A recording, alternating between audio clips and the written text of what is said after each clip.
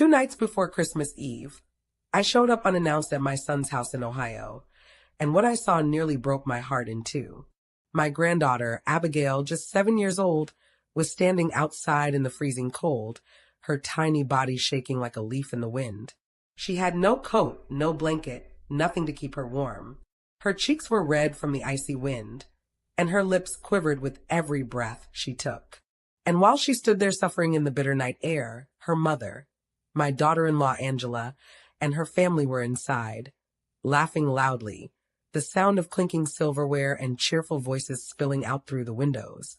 They were enjoying a warm dinner while my sweet Abigail froze in the dark. At that moment, something inside me snapped. My hands trembled as I rushed to my granddaughter, pulling her into my arms, her skin icy cold against mine. She whispered, "Grandma, I'm so cold," and tears stung my eyes. My anger boiled, but I had to stay calm. I had to understand why this little girl was outside like she didn't matter, while others were celebrating inside. And that's when I decided they had no idea what storm was about to come their way. Hello everyone, welcome to today's video. Before we go any further, let me know in the comments where you are watching from. Who knows, I might give you a shout out in the next video. Don't forget to like this story and subscribe if you enjoy suspenseful tales like this one. Now let's get back to it. To explain how we got here, I need to take you back a few weeks earlier. My name is Vivian. I'm a grandmother, a retired teacher, and I've always been the kind of person who believes in kindness and fairness. I raised my son, Stephen, to be respectful and loving. He was my only child, and from the moment he was born, I dedicated my life to making sure he had everything he needed. When he grew up, went to college, and eventually met Angela, I thought my job was complete. I thought I could rest easy, knowing he had a family of his own. Angela was beautiful, with long dark hair and sharp eyes that seemed to take in everything. At first, she was polite around me, though never particularly warm. She came from a family that was different from ours, more focused on appearances, money, and keeping to their own circle. I noticed the differences, but I told myself it didn't matter. What mattered was that Stephen loved her and she seemed to love him back. When Abigail was born, my heart grew 3 sizes. She was my sunshine. Her little laugh could brighten any room, and Stephen adored her.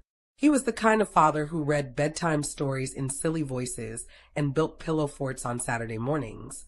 Angela, on the other hand, always seemed a little distant, as if motherhood was more of a burden than a joy.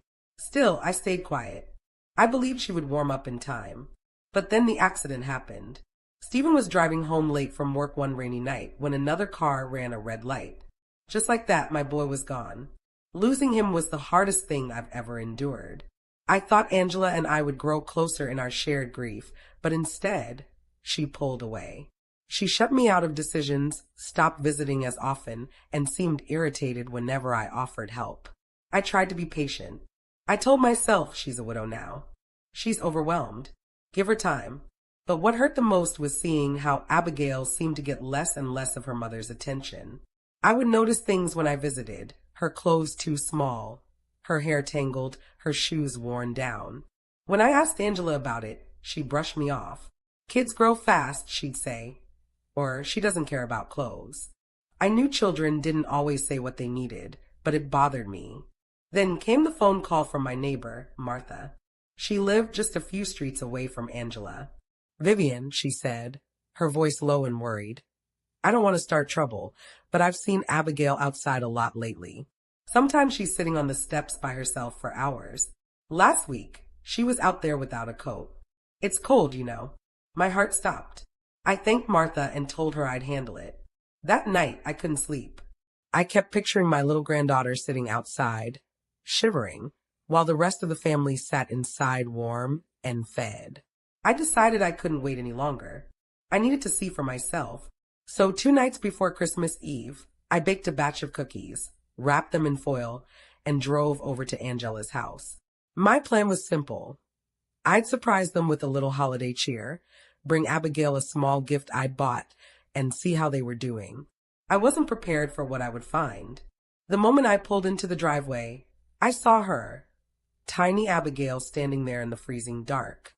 No hat, no gloves, just a thin shirt and pants. her arms wrapped around herself. Her lips moved as if she was whispering something, but I couldn't hear her. My chest ached.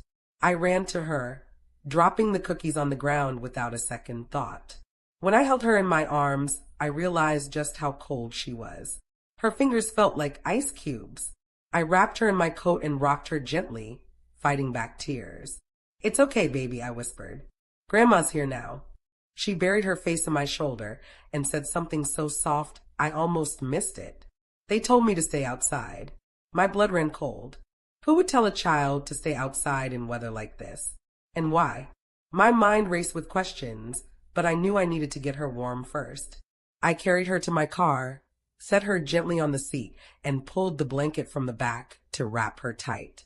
She clung to me as if she thought I might disappear if she let go. I kissed her forehead and told her everything would be okay, though inside I wasn't so sure. I had no idea what I was walking into. And that's when it happened. Just as I was about to start the car, the front door of the house swung open. The warm yellow light poured out onto the porch, and a figure stepped into the doorway. It was Angela. She stood there, her eyes locking onto mine, her mouth slightly open.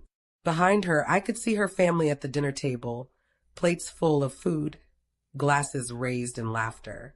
Angela's face twisted into something between surprise and anger. Her voice cut through the night like a knife. "What are you doing here, Vivian?" And in that instant, I knew this night was about to explode into something I could never have imagined. Angela's eyes burned through me like hot coals as she stood in the doorway, her arms crossed, her face twisted in anger.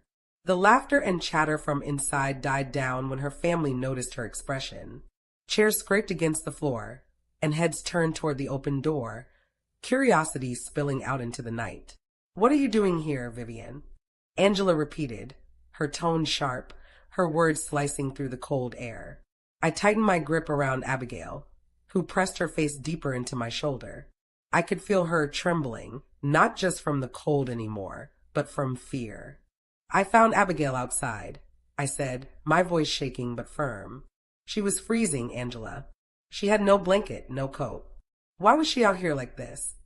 Angela's lips curled into a thin, bitter smile. She was being difficult. Sometimes she needs time alone. "She's fine." My heart pounded so loudly I could hear it in my ears. Fine.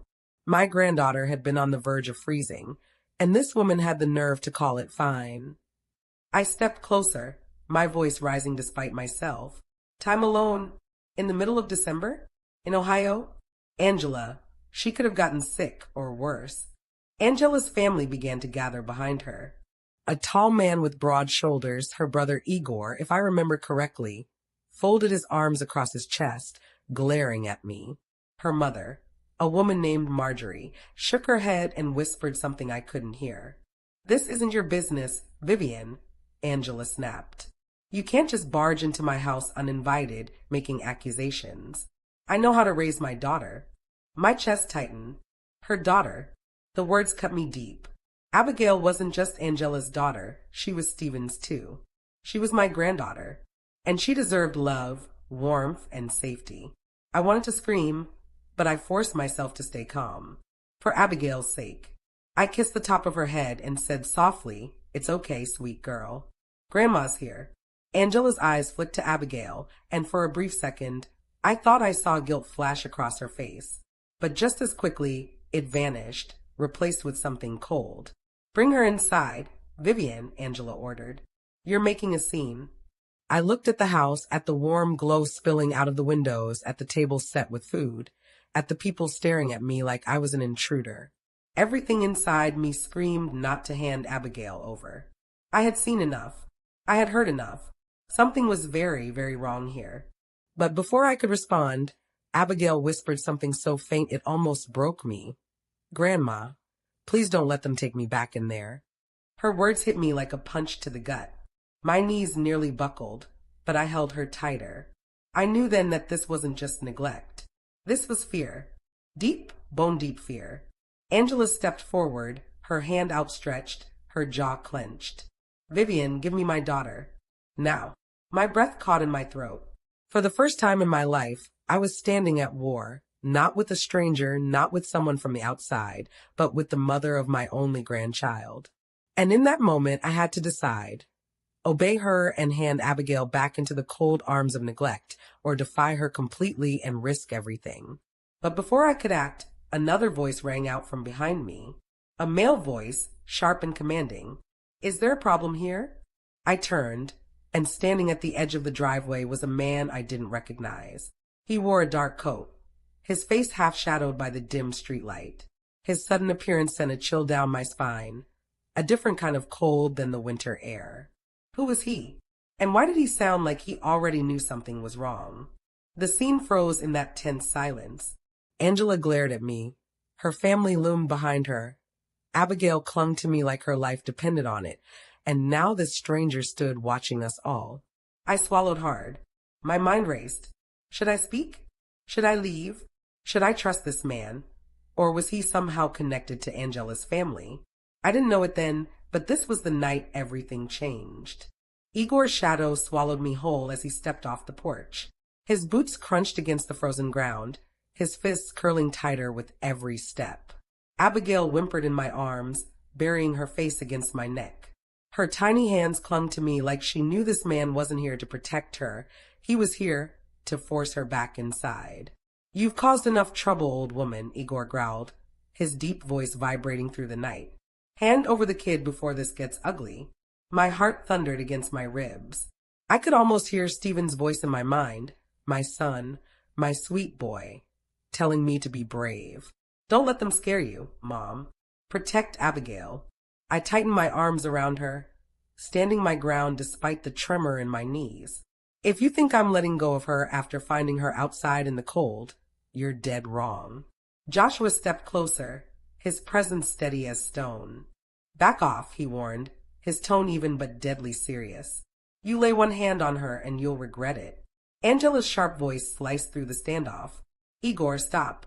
Don't make it worse." But her orders sounded hollow, as if even she wasn't sure how much control she had over him anymore. Igor sneered, glancing between Joshua and me.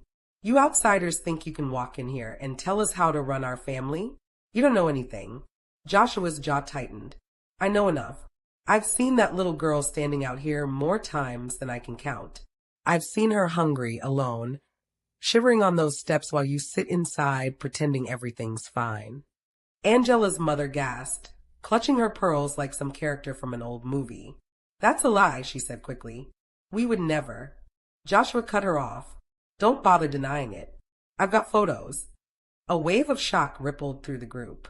Angela froze, her mouth snapping shut, her eyes flickering with panic for the first time. You've been spying on us?" Igor demanded, his voice shaking with rage. "I've been documenting what I saw," Joshua corrected, his voice cold. "And if this continues tonight, I'll be making some very important phone calls. CPS, the police, whoever it takes." The words hung in the icy air, heavier than the snow clouds above us. Abigail's little body trembled in my arms, but when she heard Joshua's words, she peeked up at him, her wide eyes filled with something I hadn't seen in her all night, hope. Angela's face twisted into a scowl. "You're exaggerating," she snapped. "You don't understand what it's like to raise a child alone. Sometimes she acts out and acting out." My voice finally broke free, sharp and furious. "She's a child. She doesn't deserve to be thrown outside like garbage because she's inconvenient." The air crackled with tension. Angela's family shifted uncomfortably, but none of them stepped in to defend me or Abigail. Igor's fist clenched tighter, his body stiff with anger. For a moment, I thought he might actually swing at Joshua. The thought made my stomach twist with dread. But then, just as suddenly as he had flared up, Igor stepped back. His nostrils flared as he glared at me. "This isn't over," he muttered darkly. The pressure eased for a moment. Joshua moved closer to my side, creating a protective barrier between me and Angela's family. "Let's go, Vivian," he said quietly. "Take Abigail somewhere safe. I'll handle this." My breath caught in my throat. Somewhere safe. The words sounded so simple, yet so impossible. Where could I take her without Angela accusing me of kidnapping? Where could we go that the law would protect us instead of punishing me? I hesitated, my feet frozen to the ground. If I take her, they'll call the police, I whispered. Joshua's eyes narrowed. And if you leave her here, what happens then? The question sliced straight through me. I didn't need an answer. I already knew. But before I could move, Angela spoke again, her voice low, her words dripping with venom. If you walk away with her tonight, Vivian, I swear you'll regret it. I'll make sure you never see her again. The threat hit me harder than any fist could. My chest tightened, my breath shallow. Abigail's tiny fingers dug into my sweater, her voice no more than a trembling plea. Grandma, please don't let go. And that was it. That was the moment the scales tipped. I took a deep breath, lifted my chin, and said the words I never thought I'd have the courage to say. Then do what you have to, Angela, because I'm not leaving this child here to suffer another night. The night exploded into chaos. Angela shrieked in rage. Igor lunged forward again, and Joshua shoved himself between us just as headlights swung into the driveway. A car pulled up, tires crunching against the snow. And when the door opened, I felt the blood drain from my face. Because stepping out of the car was someone I never expected to see again. Someone who could change everything with a single word. The car door creaked open, the sound slicing through the frozen silence like a blade. Every pair of eyes shifted toward the driveway. Abigail clung to me so tightly that I could feel her heartbeat racing against my chest. Joshua tensed, his shoulders squared, ready for anything. Angela's jaw tightened, but her eyes darted nervously toward the vehicle. A man stepped out, tall and broad-shouldered, his face illuminated by the dull glow of the streetlight. For a split second, I couldn't breathe. My knees almost gave out beneath me. Stephen. The name slipped from my lips before I could stop it. But of course it wasn't him. My son was gone, taken years ago. My heart had tricked me, showing me what I longed for most. The man looked nothing like Stephen when the light hit him properly. His hair was peppered with gray, his eyes sharp and serious. Yet there was something about his presence that carried the same weight, the same authority. Dad! Angela's voice cracked like a whip. The man's eyes locked onto her, cold and steady. Angela. His tone was low but carried power. He shut the car door with a heavy thud and walked toward us, each step deliberate. I realized then, this was Angela's father, a man I had only met once years ago at her wedding. His name came back to me slowly through the haze of shock. Richard. What is going on here? Richard's voice cut through the tension, commanding immediate silence. Even Igor stepped back slightly, like a scolded child. Angela straightened her shoulders, trying to regain control. Nothing.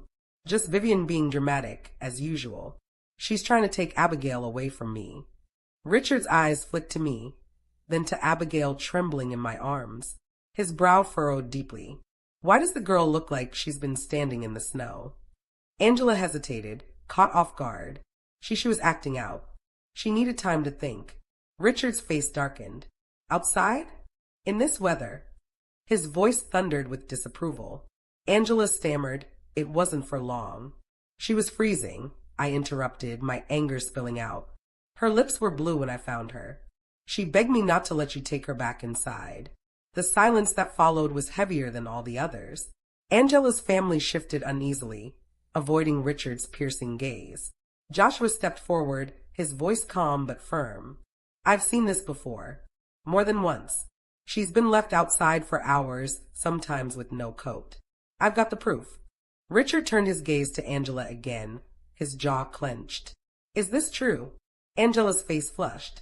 She opened her mouth to argue, but Richard's expression stopped her cold.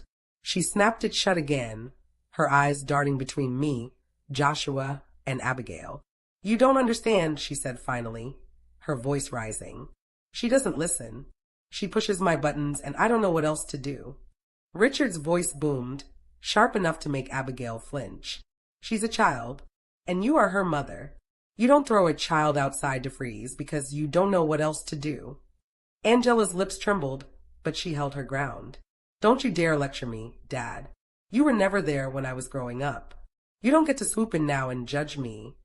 The air thickened with the weight of old wounds. This was no longer just about Abigail. It was about years of resentment, pain, and broken relationships. But my focus stayed on Abigail. Her little body pressed against me, her eyes wide as she tried to understand the storm of adult voices around her. "Grandma," she whispered, her voice barely audible. "Are we going home?" My throat tightened. I wanted to promise her yes. I wanted to tell her everything would be okay. But the truth was, I didn't know where home was anymore. Richard turned his gaze back to me, his expression softening just slightly. "Vivian, take her inside. Warm her up. I'll handle this." But I didn't move. My feet stayed planted on the frozen ground. My instinct screamed at me not to hand Abigail back over to any of them. Not until I knew she would be safe. Angela must have seen the hesitation in my eyes, because she snapped again. "No, she's not going anywhere with her. Abigail is my daughter. And Stevens," I said sharply. "Don't forget that. He would never have let this happen." The mention of my son's name hung in the air like smoke. Angela flinched, but her face hardened again. Richard rubbed a hand over his jaw, the weight of the situation pressing down on him. "Enough," he said finally. "We're not resolving this screaming in the driveway." He pointed toward the house. "Everyone inside. Now." Joshua shook his head. "Not happening. That little girl isn't stepping foot back in that house until someone guarantees her safety." The standoff sharpened again. Angela's family hovered in the doorway, unsure whether to follow Richard's command or stay silent. The cold wind whipped around us, biting into my skin, but none of us moved. And then, without warning, Abigail pulled back from me slightly. Her small voice trembled as she said, "I don't want to go inside. Please don't make me go back in there." Richard froze. His eyes softened as he looked at her, really looked at her. For the first time, the mask of control slipped from his face, and I saw something I hadn't expected: regret. But Angela snapped before he could speak. "Abigail, stop it. You're embarrassing me in front of everyone." The words cut through me like glass. Abigail flinched, her little body shrinking against me. My rage reached a boiling point, and just as I opened my mouth to unleash it, the sound of another car engine rumbled from down the street. Headlights appeared in the distance, growing brighter as the vehicle approached. Angela's eyes widened, her face draining of color. "No," she whispered under her breath. The car pulled up slowly, its red and blue lights flickering in the night. It was the police. The red and blue lights painted the snow in flashing colors, washing over the house and across our faces. Abigail buried her head in my chest again, whimpering. My heart pounded, so hard I thought it might break through my ribs. The car rolled to a stop at the end of the driveway. 2 doors opened, and 2 officers stepped out. One was a tall man with sandy hair, his expression firm but calm. The other was a younger woman, her sharp eyes sweeping across the scene, instantly taking everything in. Angela cursed under her breath, her shoulders stiffening. Richard's face went pale. Igor shifted uneasily, and Marjorie wrung her hands like she was trying to wash guilt away. The male officer spoke first. "Evening, folks. We got a call about a possible domestic disturbance." His voice was steady, professional, but there was no missing the weight behind his words.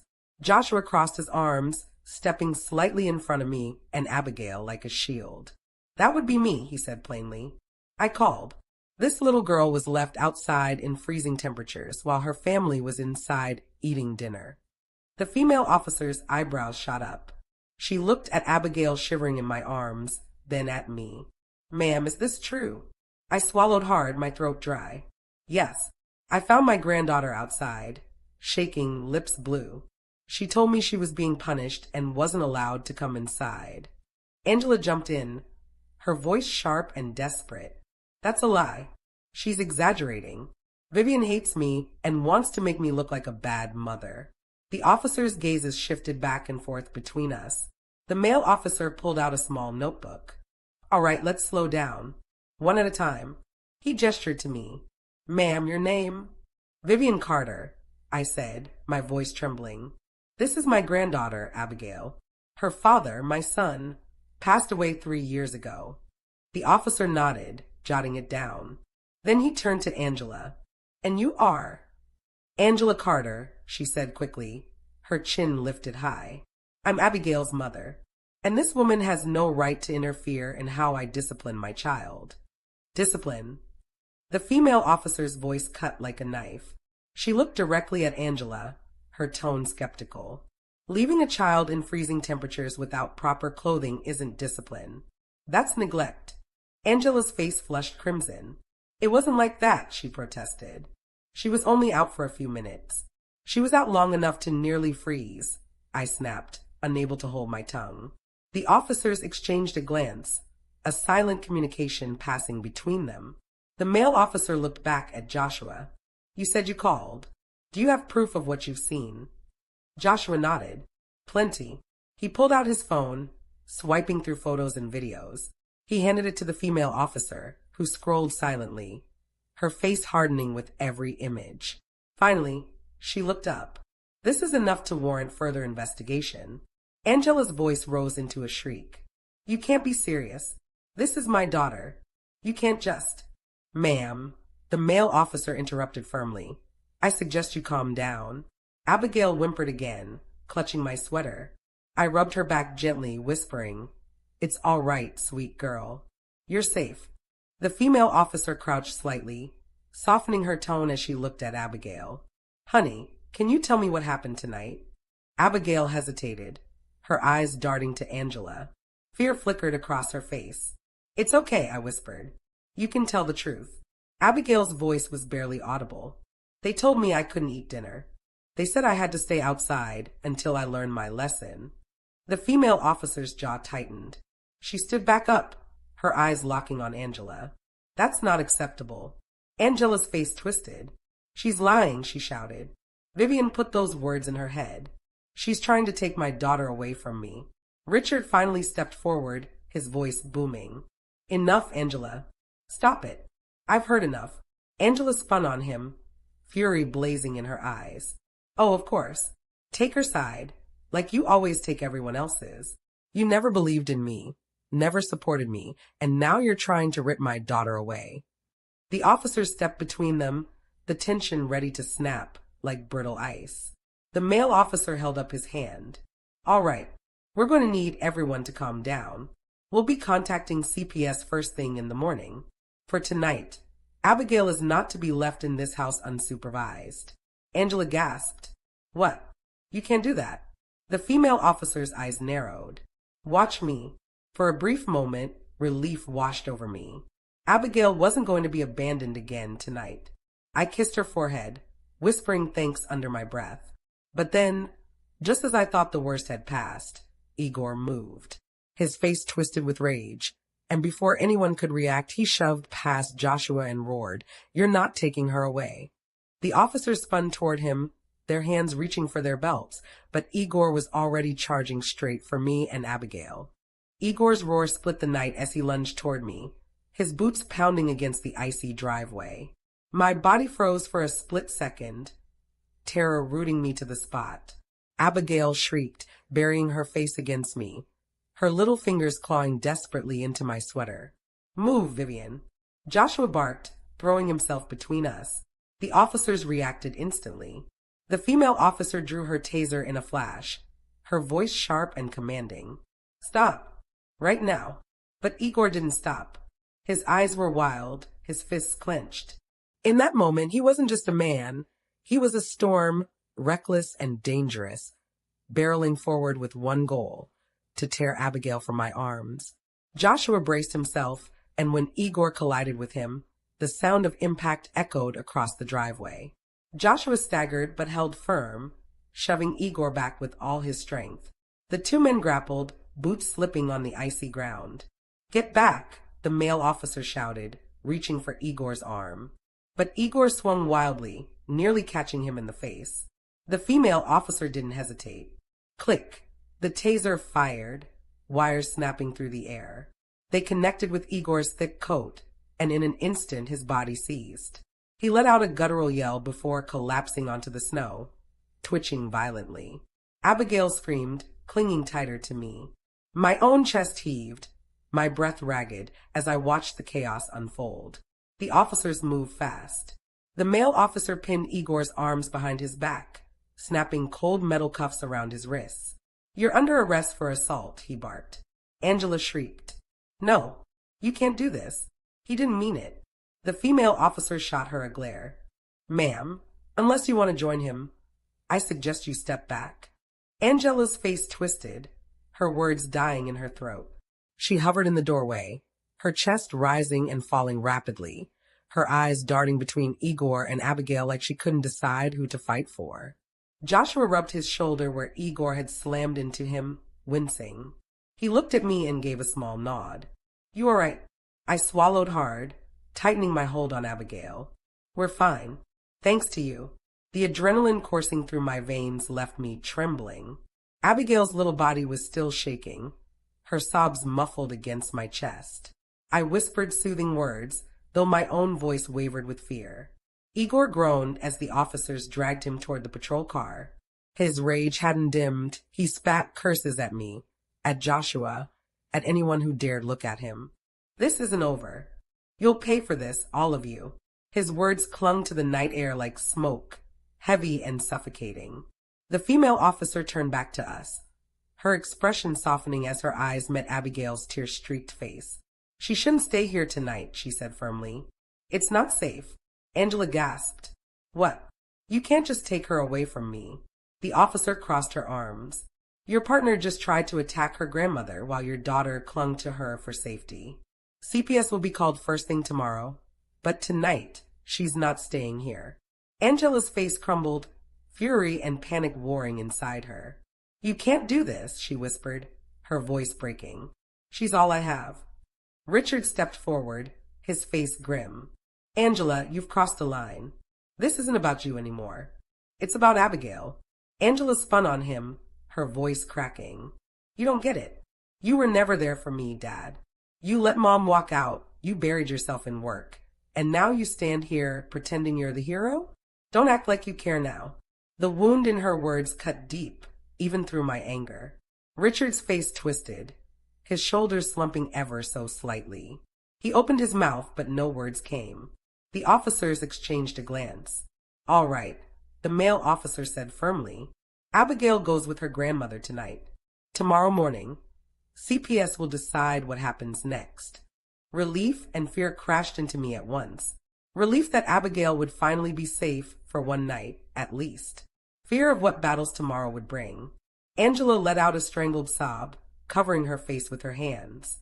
For the first time, she looked less like the cold, unshakable woman who had locked her daughter outside, and more like a broken girl, crushed by the weight of her own choices. Joshua rested a hand on my shoulder. Let's get her inside my truck. Warm her up. I nodded numbly, carrying Abigail away from the chaos. Her sobs quieted slightly as the warmth of the truck wrapped around us. Joshua started the engine, the heater roaring to life. Abigail clung to me, her eyes heavy with exhaustion. Grandma, she whispered, her voice hoarse. Yes, baby. Are you going to take me home now? My throat tightened. Yes, sweetheart. I'm taking you somewhere safe. I promise. Her eyes fluttered closed, her breathing softening. She was asleep within minutes, her little body finally surrendering to exhaustion. I sat there, stroking her hair, my own eyes burning with unshed tears. My sweet Abigail. She deserved warmth, love, safety, not fear and cold punishment. Joshua sat quietly, his hands gripping the wheel. Finally, he spoke. You know this isn't the end, right? Angela's not going to let her go without a fight. I nodded. I know. My voice was steady now, even through the storm in my chest. But I'll fight harder. For the first time in years, I felt something stirring inside me. Not just fear, not just anger, but resolve. The flashing red and blue lights disappeared into the night as the patrol car carrying Igor drove away. The driveway was quiet now, but the silence felt temporary, fragile, like the eye of a storm. As Joshua pulled out of the driveway, I glanced back at the house. Angela stood in the doorway, her face pale, her arms wrapped around herself. She didn't shout, didn't curse, she just stared at us, her eyes dark with something I couldn't quite read. But deep in my gut, I knew this wasn't over. We drove in silence for a while, the snow falling softly against the windshield. Abigail slept soundly, her breath warm against my chest. I kissed her forehead, whispering another silent promise, I'll protect you, no matter what. And just when I thought the night might finally calm, Joshua's phone buzzed on the dashboard. He glanced at the screen, his face hardening. "It's Angela," he muttered. "She's blowing up my phone." "Don't answer," I said quickly. He nodded, silencing it. But almost immediately it buzzed again, and again, and again. Finally, he sighed and picked it up, putting it on speaker. Angela's voice burst through the truck, shrill and unhinged. "You think you've won? You think you can just take her from me? This isn't over, Vivian. You'll regret this. Mark my words, you'll regret this." The line went dead. The silence that followed was heavier than any scream. Joshua and I exchanged a glance, and in that moment, I knew Angela wasn't going to back down. She was going to war. The phone went silent, but Angela's venom lingered in the air like smoke from a fire. Joshua tightened his grip on the steering wheel, jaw locked. I sat frozen in the passenger seat, Abigail sleeping heavily against my chest, unaware of the storm her mother had just promised to unleash. I stared out at the falling snow, my mind spinning. The night had already been a battlefield, but Angela's words confirmed what my gut had already whispered. This was only the beginning. Joshua finally broke the silence. "She's not going to let this go." "I know," I murmured. My voice was quiet but steady. "But neither am I." Abigail stirred slightly in her sleep, letting out a small sigh before settling again. I kissed the top of her head, tightening my arms around her. The warmth of her little body was the only thing keeping me from unraveling completely. Joshua glanced at me. "You'll need a safe place tonight, somewhere she can't reach you." "I don't even know where that is anymore," I admitted, my voice cracking just slightly. "She'll come looking. She'll do whatever it takes to get Abigail back, even if it means twisting the truth." Joshua's eyes flickered with determination. "Then we'll be ready for her." We drove the rest of the way in silence, the snow muffling the world outside. When we finally pulled into Joshua's driveway, I felt a rush of relief. His small home sat tucked away on the edge of town, surrounded by trees. It felt secluded, safe, at least for now. He opened the door quietly, careful not to wake Abigail, and I followed him inside. The warmth of the heater hit me instantly, chasing away the night's cold. Joshua pulled out blankets, setting up the couch for me and Abigail. I laid her down gently, tucking the blanket up under her chin.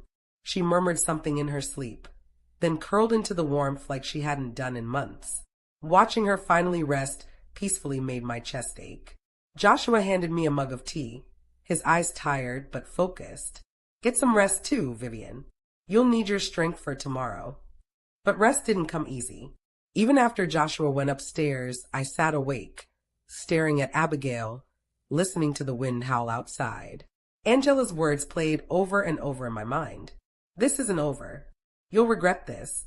Hours passed before sleep finally dragged me under. When I woke, gray light streamed faintly through the curtains. Abigail was still asleep, her small chest rising and falling steadily. For the first time in a long while, I allowed myself a deep breath. Joshua came downstairs, already dressed, phone in hand. "CPS is on their way," he said. "They'll meet us at the precinct." I nodded, my nerves prickling again. "Angela won't go quietly." Joshua gave a grim smile. "Let's just hope the truth is loud enough." By mid-morning, we were sitting in a small office at the police precinct. Abigail clung to my hand, shy and nervous, as the caseworker, a woman named Lisa, spoke gently to her. Lisa had kind eyes and a calm voice. She asked Abigail questions, simple ones, what she liked to do for fun, what her favorite food was, and then slowly, carefully, about the night before. Abigail answered in her small, trembling voice, telling Lisa about being locked outside, about missing dinner, about how scared she felt. My chest tightened with every word. Lisa's expression hardened, though her voice stayed soft. "Thank you for telling me, sweetheart. You're very brave." I wanted to hug Lisa right then and there. But just as hope flickered inside me, the door slammed open. Angela stormed in, her face pale with fury, Richard trailing behind her with a grim expression. "You can't keep me from my daughter," Angela shouted, her voice shaking the walls. "She belongs with me, not," she jabbed a finger at me. "Not with her." Abigail squeezed my hand tighter, pressing herself against me. Lisa stood calmly, her voice firm. Angela, please lower your voice. We're having a discussion about Abigail's welfare. Angela's eyes blazed. Welfare? You don't know anything about our family. Vivian is poisoning her against me. She's always hated me, always wanted to take Stephen's side, and now she's trying to take what's mine. Angela, Richard tried, but she snapped her head toward him. Don't you start. You don't get to act like you care now. You left me to fend for myself years ago, and now suddenly you're the saint swooping in to save my daughter. Her words cracked the air like thunder. The room fell silent except for Abigail's shaky breaths. Lisa's voice broke the silence. Angela, this is not about you. This is about Abigail's safety. And right now, all the evidence suggests she is not safe in your care. Angela's face twisted, her voice breaking into a scream. You can't do this. She's mine. And if you think I'm going to sit back and let you take her, you're dead wrong. She lunged forward, her hands outstretched, reaching for Abigail. I pulled Abigail behind me, my body shaking but firm. Stay back. The male officer from last night rushed in, grabbing Angela's arms and holding her back. She fought like a wild animal, screaming, cursing, tears streaking her face. Angela Carter, he barked. Calm down right now or you'll be removed from this building. But Angela only screamed louder, her voice echoing down the halls. She's not yours, Vivian. You hear me?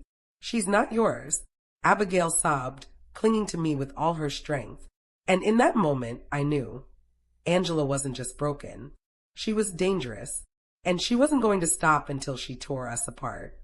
Angela's screams rattled the walls of the precinct, raw and desperate, as the officer wrestled her back from us.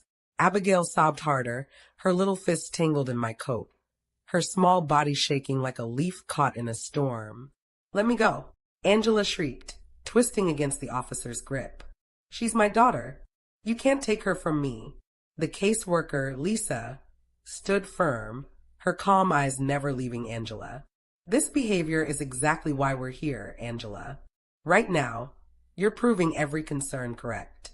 Angela thrashed once more, then slumped, her chest heaving with furious breaths.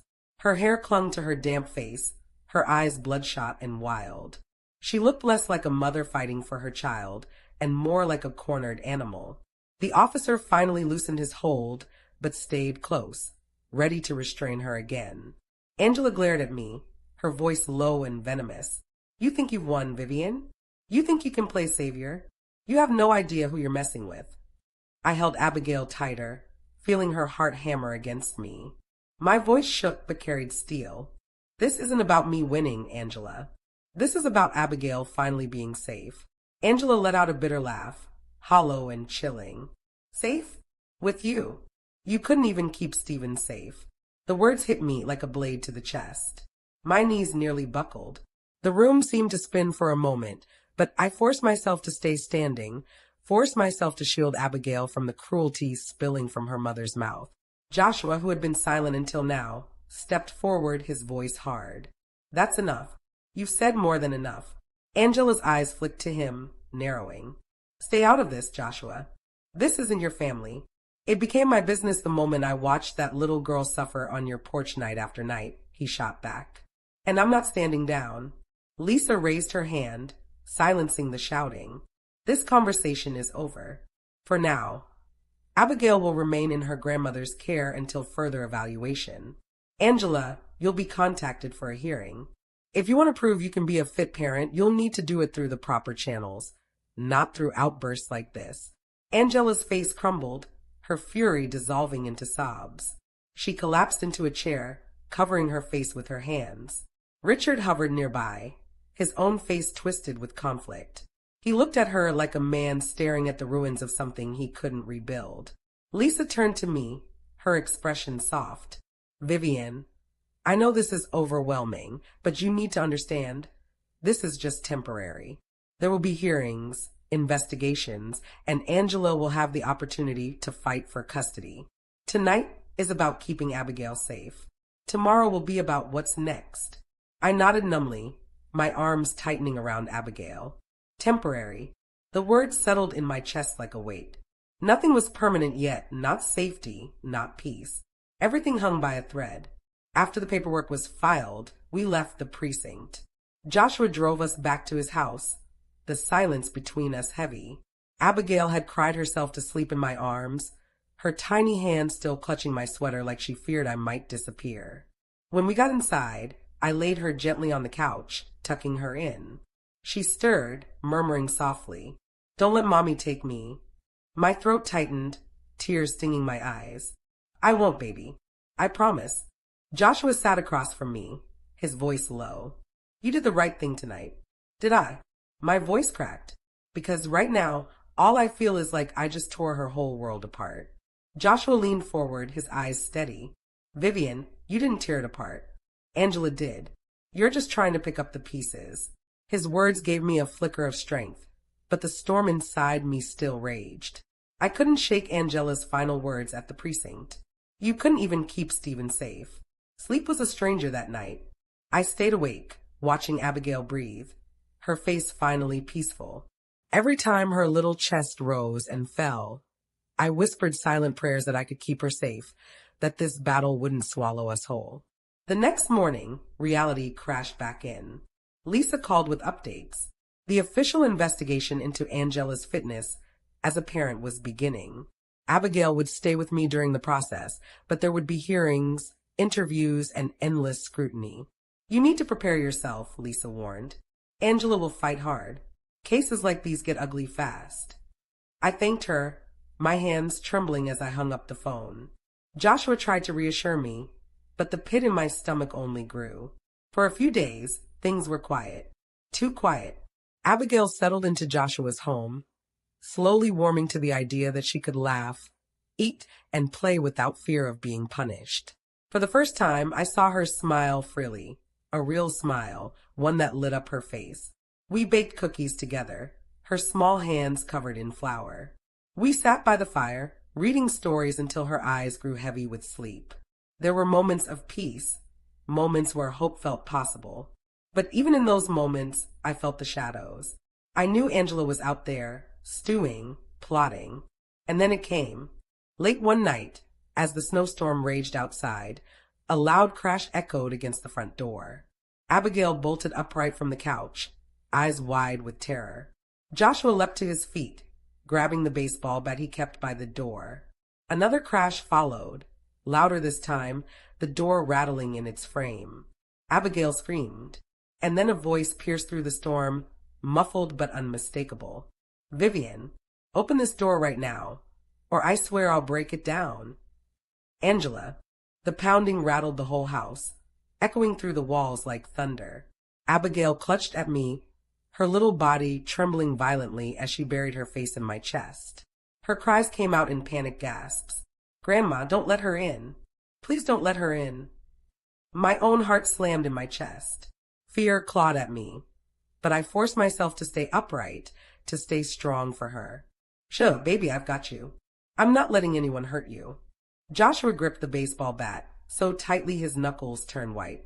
He positioned himself between us and the door, his voice sharp as steel.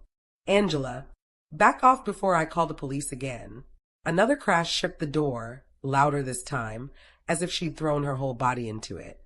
Her voice followed, shrill and ragged. "She's my daughter. You can't keep her from me." Abigail screamed louder, shaking uncontrollably. I stroked her hair, whispering into her ear, "You're safe, sweetheart. You're safe." But even as I said it, my own fear grew. Joshua shouted again, "Angela, this is your last warning." For a moment, the banging stopped. The silence was somehow worse, heavy and suffocating. I held my breath, waiting. Then came the sound of her voice, lower now, chilling in its calmness. "You think you can hide from me, Vivian? You think you can steal my little girl and lock me out? You're wrong. You'll see."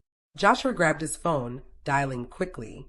"Yeah, this is Officer Matthews. This is Joshua Reed. We need units here now. Angela Carter is outside, trying to break into my home." "Yes, the same Angela Carter. Yes, there's a child in danger. Please hurry." As he spoke, I rocked Abigail gently, trying to shield her from the madness at the door. Her sobs softened into hiccups, but her grip on me never loosened. Minutes dragged by like hours. The storm outside pounded against the windows, the wind howling like a warning. Then, red and blue lights flickered through the trees. Relief washed through me so hard I nearly collapsed. Angela's voice rose again, panicked now. No, no, you can't do this. You can't take her away. The officers' voices boomed through the night. Ma'am, step away from the door. Right now. When Angela didn't move, the command came again, firmer. Hands where we can see them. Step away from the house. Finally, I heard her footsteps retreating, crunching against the snow. The door no longer shook. I clutched Abigail tighter, whispering over and over, "It's okay, baby. It's okay." Joshua cracked the door open an inch, bat still in hand, and peered out. Angela stood in the snow, her hair plastered to her face, her hands trembling as two officers closed in on her.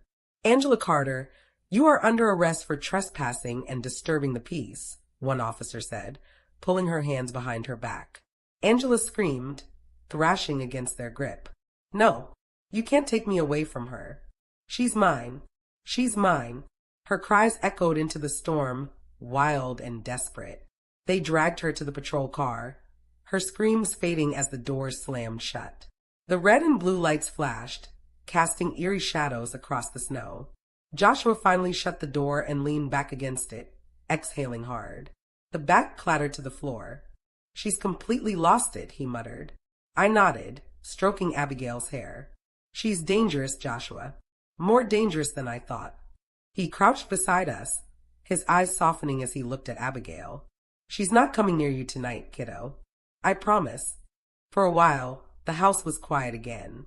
Abigail eventually cried herself to sleep in my arms, her small breaths uneven but steady. I laid her back on the couch and covered her with a blanket, my own exhaustion settling heavy in my bones. Joshua sat across from me, rubbing his temples. "She's going to make this a war, Vivian. She's not just going to show up and scream. She'll lawyer up. She'll twist the story. She'll do whatever it takes." I swallowed hard, staring at Abigail's sleeping face. "Then so will I, because I'm not letting her go back into that house. Not ever." The determination in my own voice surprised me, but it was true. Fear was no longer enough to paralyze me. I had something stronger now, resolve. The next morning, the phone rang. It was Lisa, her voice urgent. "Vivian, I need you and Abigail at the courthouse this afternoon. Angela's filed an emergency petition for custody. She's claiming you kidnapped her daughter." The room spun around me. "Kidnapped? After everything she's done?" "I know," Lisa said quickly, "but the court has to hear it. Don't panic. Just bring Abigail. Tell the truth. I'll be there with you." I hung up, my hands trembling. Joshua looked at me, his face hard. "So she's playing dirty. She's trying to take her back," I whispered, my voice shaking with both fear and fury. Abigail stirred, blinking sleepily. "Grandma, what's wrong?" I forced a smile, stroking her cheek. "Nothing, baby. We just have somewhere to go today, and I'll be right there with you the whole time." But inside, my chest burned with dread, because I knew Angela wasn't done, not even close. And as we pulled up to the courthouse hours later, my worst fears were confirmed. Angela was already there, standing at the steps with a man in a sharp suit by her side. Her face was calm now, almost smug. She had a lawyer, and she looked ready for war.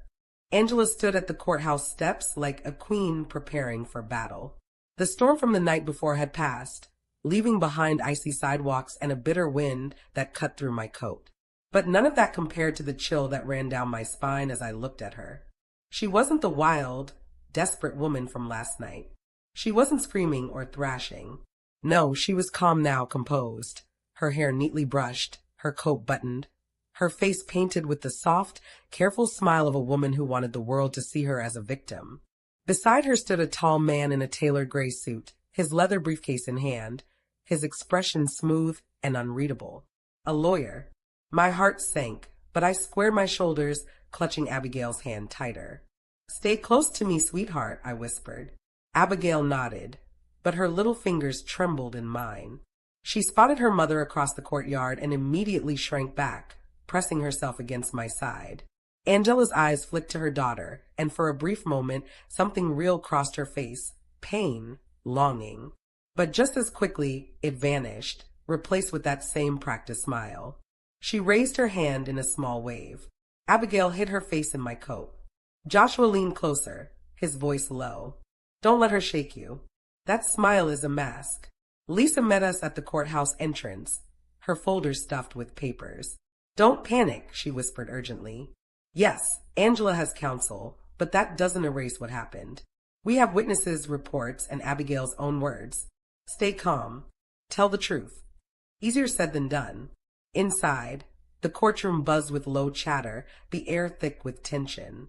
The judge, a stern-looking woman with sharp eyes, entered, and the room fell silent. All rise. We stood.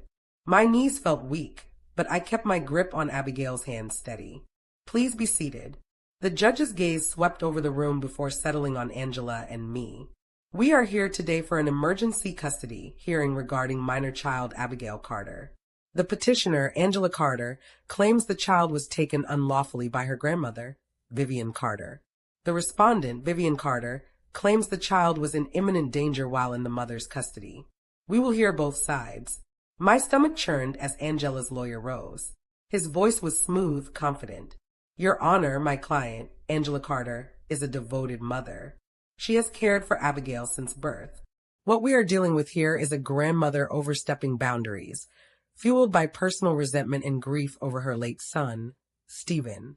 Vivian Carter unlawfully removed Abigail from her mother's care and is now attempting to paint Angela as unfit without evidence. I gripped the edge of the table, heat rising in my chest. Lies. Every word. Angela dabbed at her eyes with a tissue, her face the very picture of sorrow. I wanted to scream. The lawyer continued. Yes, there was an unfortunate misunderstanding 2 nights ago, but children play outside. Children get cold. To twist that into abuse is outrageous. My client loves her daughter, and Abigail belongs with her. I bit my tongue so hard it nearly bled. Unfortunate misunderstanding? My granddaughter had nearly frozen in the dark, while Angela and her family feasted inside. Lisa touched my arm lightly. Stay calm. Our turn is coming. When the lawyer sat down, the judge turned to us. Respondent, present your case. Lisa rose, her voice clear, steady. Your Honor, the facts are simple. Abigail was found outside in below freezing temperatures, alone, without a coat or blanket, while her mother and relatives dined inside. This was not a misunderstanding. This was neglect. We have testimony from Officer Matthews, who responded that night, as well as statements from both myself and Joshua Reed, a neighbor who witnessed repeated incidents of this nature. Joshua nodded firmly from the witness bench. Lisa's tone hardened. And most importantly, we have Abigail's own words describing how she was punished by being sent outside and denied meals. That is not discipline. That is abuse. The judge's eyes flicked to Abigail, who sat beside me, small and trembling. My heart broke as she clutched her stuffed bunny tighter. Lisa continued, This child is afraid of her mother, Your Honor. That alone should speak volumes. Angela's lawyer shot up. Objection leading. The judge held up her hand. Overruled. Continue, Miss Peterson. Lisa nodded and gestured to Joshua. Mr. Reed, please share what you've witnessed. Joshua stood, his voice steady, unwavering. He recounted the nights he'd seen Abigail shivering outside, the nights he'd heard shouting from inside the house. He described the fear in her eyes, the way she'd cling to him when he tried to help. Angela's lawyer cross-examined, trying to trip him up. But Joshua never faltered. His truth stood firm. Then it was my turn. My hands trembled as I took the stand, but when I looked at Abigail, courage filled me. I spoke of the night I found her, of the cold that cut through her tiny body, of the whispers she made when she begged me not to take her back inside. Tears slipped down my cheeks, but my voice never broke. Your Honor, I am not here because I want to take my granddaughter away from her mother. I am here because I want her to live, to be warm, to be fed, to be loved. That's all. For the first time, the judge's expression softened. Then came the hardest part. Abigail. The bailiff brought her forward gently, and Lisa knelt to her level, speaking softly. Abigail, Can you tell the judge how you felt that night? Abigail clutched her bunny, her voice barely above a whisper. I was cold, and I was scared. Mommy said I had to stay outside because I was bad. But I didn't do anything bad. I just wanted to eat dinner. The room went silent. Even Angela's lawyer shifted uncomfortably. Tears filled my eyes. I wanted to run to her, to hold her, but I had to let her speak. Abigail's lip trembled as she added, I don't want to go back. Please don't make me go back. Angela gasped, covering her mouth with her hands, tears streaming down her face. For a moment, she looked broken, human. But then her lawyer leaned close, whispering in her ear, and just like that, her expression hardened. The judge leaned forward, her voice firm. Thank you, Abigail. You may sit down. Abigail returned to me, climbing into my lap and burying her face in my chest. I stroked her hair, whispering how brave she was. The judge sighed. I have heard enough. A formal custody evaluation will be conducted. For now, temporary custody will remain with the grandmother until further hearings. Relief crashed over me like a wave. Abigail was safe for now. But just as I exhaled, Angela rose to her feet, her voice breaking. Your Honor, wait. There's something else you need to know. Her lawyer smirked faintly as she reached into her bag and pulled out a stack of papers. Angela's voice shook, but her words were deliberate. Vivian Carter is hiding something. She shouldn't be trusted with Abigail. And I have proof. The room buzzed with murmurs as the judge narrowed her eyes. Proceed. Angela handed the papers to the bailiff, who delivered them to the judge. My stomach knotted as I watched the judge flip through the pages, her expression tightening. Lisa's eyes widened. What is she? The judge looked up, her tone sharp. Ms. Carter, are you claiming that the respondent has a criminal history that has not been disclosed to this court? The courtroom buzzed with whispers as the judge's sharp words echoed across the room. Ms. Carter, are you claiming that the respondent has a criminal history that has not been disclosed to this court? I sat frozen, Abigail clinging to me, her little arms wound tightly around my waist. My breath came shallow, my pulse roaring in my ears. Criminal history? My stomach twisted violently. What had Angela dug up? Angela dabbed her tears with a tissue, her voice cracking with perfect precision. Yes, Your Honor. Vivian Carter isn't the saint she pretends to be. She's hiding a dark past. And I have proof. The judge's eyes hardened as she scanned the papers handed over. Lisa leaned toward me, her voice low and urgent. Stay calm. Don't panic. Whatever this is, we'll address it. But calm felt impossible as the judge read, her expression unreadable. Finally, she looked up. Vivian Carter, it appears this document references an arrest record from 30 years ago. Disorderly conduct, resisting arrest. Do you deny this? My face went pale. 30 years ago, a night I had spent decades trying to bury came roaring back with brutal force. My knees trembled and my throat closed. Yes, I whispered, my voice shaking.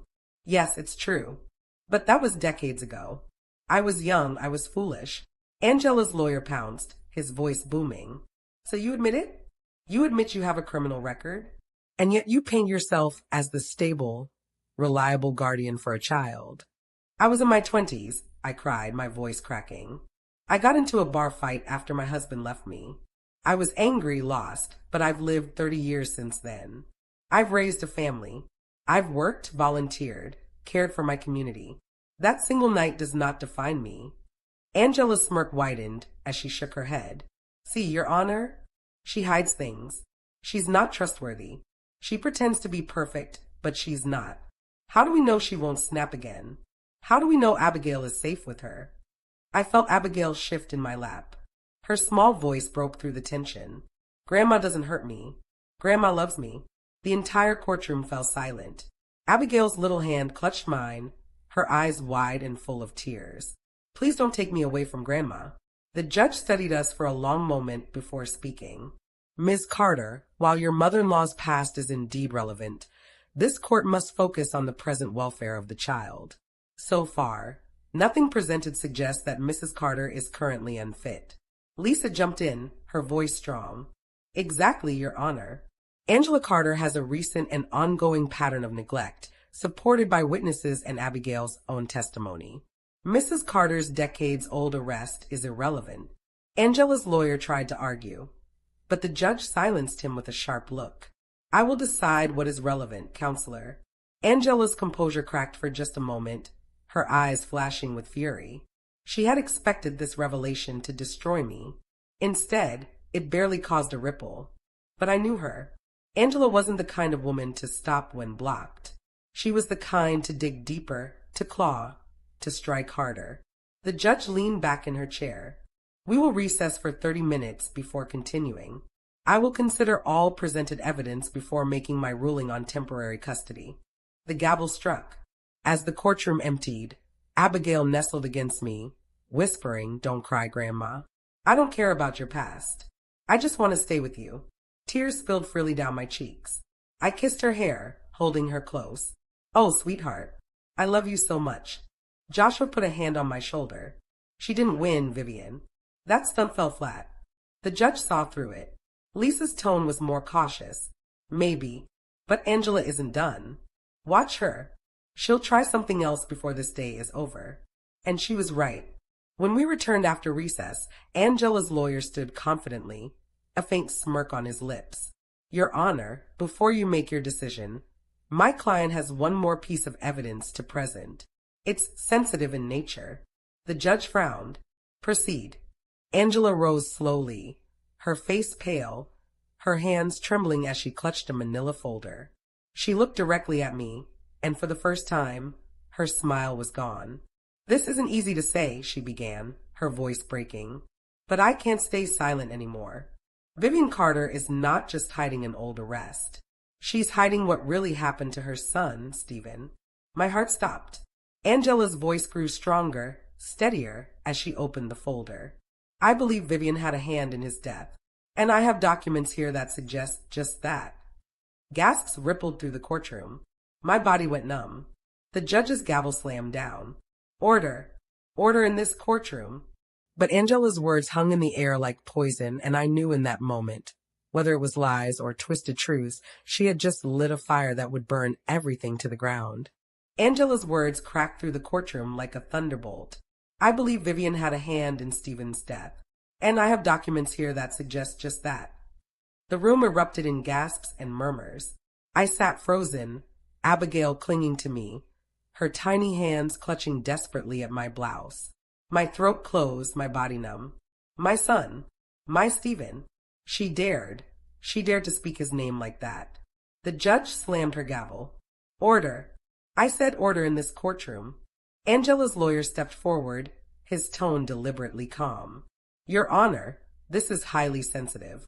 My client discovered inconsistencies in the reports surrounding Stephen Carter's accident.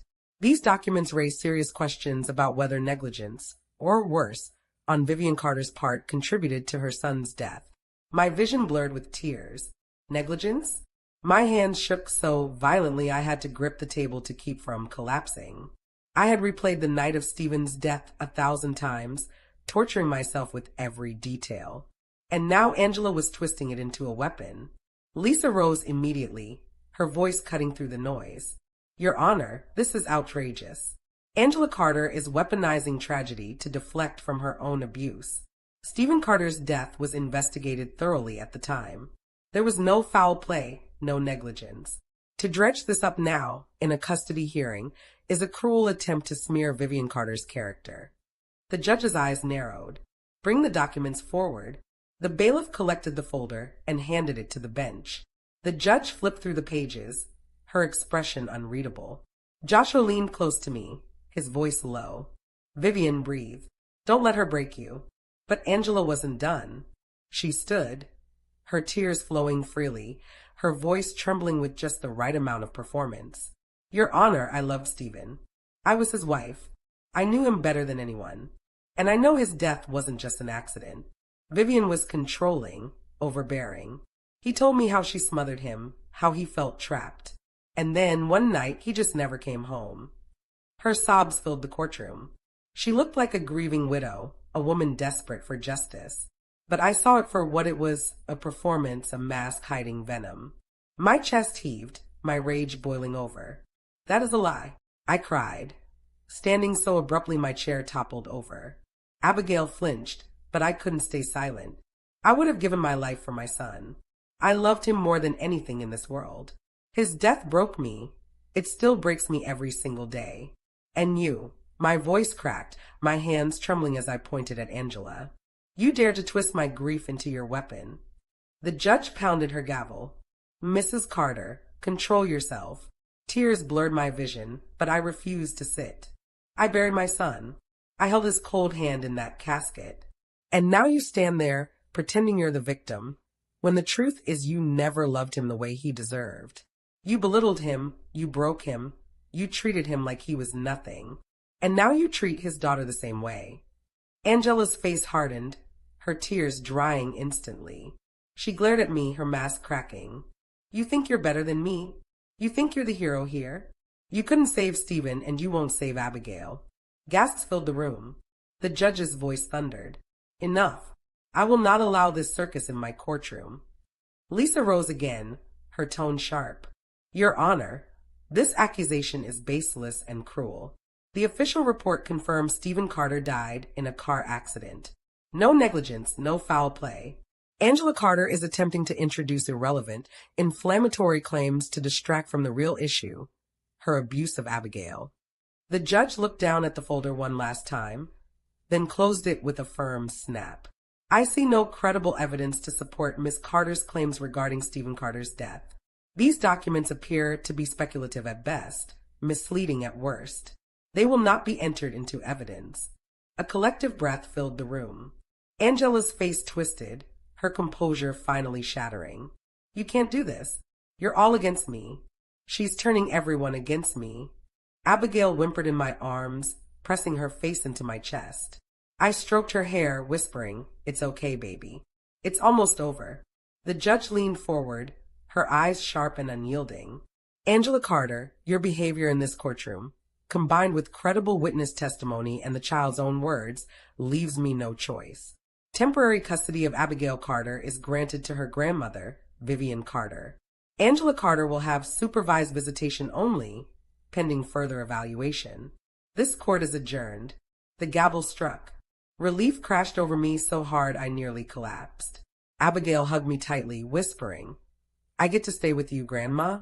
I kissed her forehead, tears streaming down my face. Yes, baby. Yes, you do. Angela, however, erupted. She screamed, lunging toward us, only to be restrained by two officers. Her voice cracked through the courtroom like glass shattering. You haven't won. Do you hear me, Vivian? You haven't won. I'll get her back. I'll destroy you if it's the last thing I do. They dragged her from the room, her screams echoing until the heavy doors slammed shut. Silence filled the courtroom. I held Abigail close, feeling the weight of everything we had endured. My past, my grief, my shame, it had all been dragged into the light. But none of it mattered now, because Abigail was safe. Joshua put his hand on my shoulder, steadying me. You did it, Vivian. You saved her. But I shook my head, my tears falling freely. No, Joshua. We saved each other. As we left the courthouse, the cold air hit my face, but this time it didn't sting. Abigail's small hand was warm in mine, her eyes brighter than I'd seen them in months. For the first time in a long while, I felt something stir in my chest. Hope. The road ahead wouldn't be easy. Angela wouldn't disappear quietly. But I had found my strength again. And with Abigail beside me, I knew we could face whatever storms came our way. Because love, real love, was stronger than hate. Stronger than fear. Stronger than Angela's cruelty. And that was the kind of revenge life had finally given me.